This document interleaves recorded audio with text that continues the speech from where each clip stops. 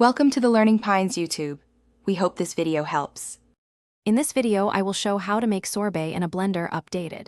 Start by measuring 3 cups frozen fruit, 1/2 cup simple syrup, and 1 tablespoon lemon juice, then add a pinch of salt to brighten flavor.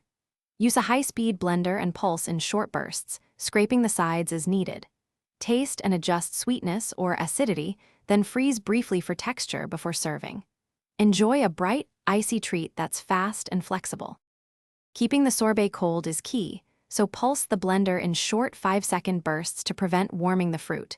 Scrape down the sides between pulses so everything blends evenly and you avoid chunky spots.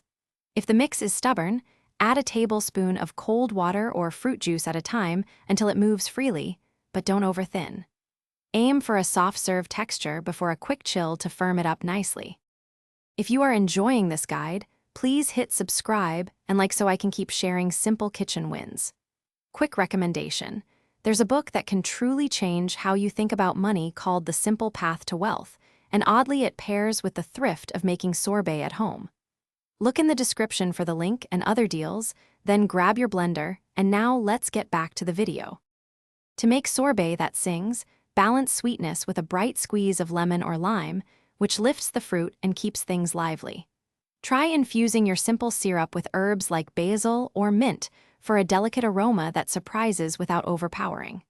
For a softer, scoopable finish, a tablespoon of liqueur can lower freezing point and add depth. Taste as you go so the flavors stay vibrant and true to the fruit. Thanks for watching. Consider subscribing if we helped you.